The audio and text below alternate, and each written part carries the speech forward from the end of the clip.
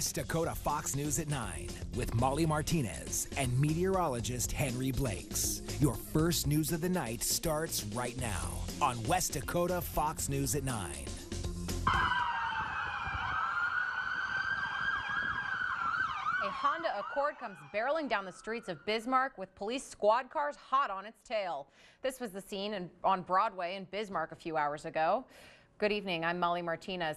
Reporter Megan Hoffman has been following this story since it broke just before 5 and brings us the latest. I'm in Mandan at the intersection of 9th Avenue Northwest and 1st Street Northwest, where police are investigating a crime scene.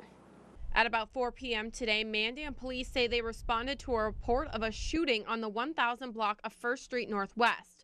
Officials say the victim was taken to the hospital by private citizens, and as you can see here, there was a heavy police presence on 6th Street outside Sanford Hospital. At the crime scene in Mandan, one person was taken out of the home in handcuffs and put in the back of a police car. However, police have not said how this person is related to the incident. The Bureau of Criminal Investigation arrived on scene in Mandan a little before 7 p.m. Deputy Chief Jason Beer says they're working multiple scenes and are planning to be on scene for several hours tonight. For tonight, and then warming back up into the 40s, possibly even some 50s over the weekend. That's good news. Henry, thank you. You're welcome. The Bismarck Police Department is asking for help in finding a possible runaway. Kaylee Miller is 15 years old, 5'4", 210 pounds, with mid-back-length brown hair. She is possibly wearing a red flannel top with leggings and no shoes. She was last seen Tuesday evening on South 14th Street. Police believe she may be in the Dickinson area. If you have any information about her whereabouts, police want to hear from you. And the family of Olivia Lone Bear has doubled the reward for information leading to her whereabouts. The 32-year-old disappeared from the Fort Berthold reservation on October 24th. The family is now offering $20,000 for information leading to an arrest. Well, if you need a little boost next time you work out, the Bismarck YMCA has got you covered. This week, the mighty Missouri Coffee Company set up shop. Earlier, I went to go check it out. There's something buzzworthy happening inside the Bismarck YMCA. Not typical, no. We're trying to break some new ground with this. This week, the mighty Missouri Coffee Company began brewing, bringing some wake up to your workout.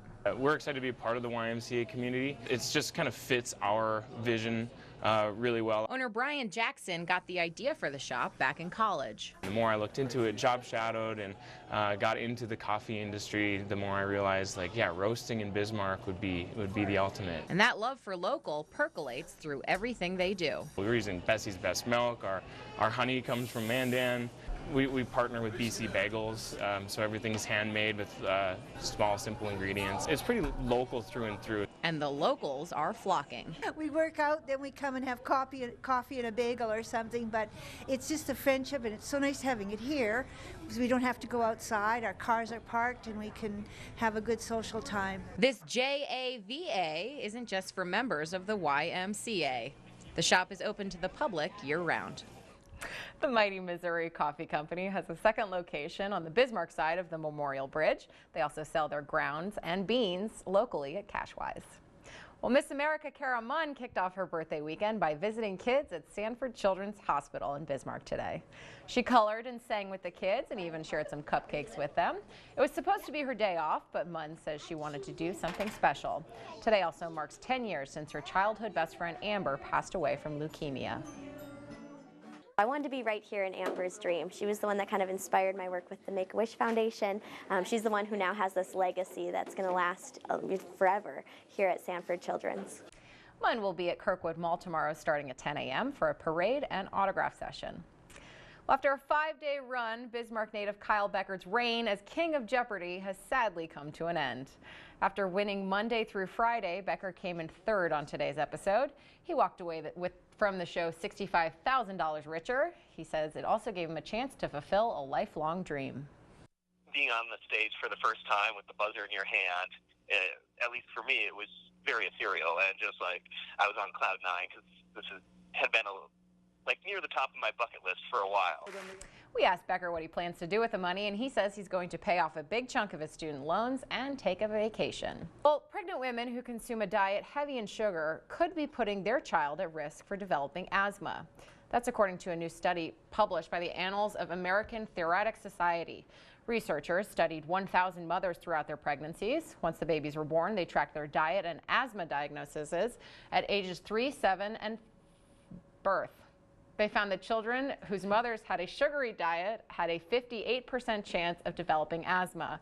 Researchers noting that about half of the sugar intake in mothers and children came from sweetened and fruity drinks. Are you a soda lover? Not like I used to be. More for the carbonated drinks now. Good. Yeah, right, so or your baby won't have asthma. Yeah, let's hope so. Well, I am kind of an addict when it comes down to powdered Lipton lemon tea. So yeah, that might be a problem. But hey, we're talking about nice conditions over the weekend, starting our Saturday morning in the teens.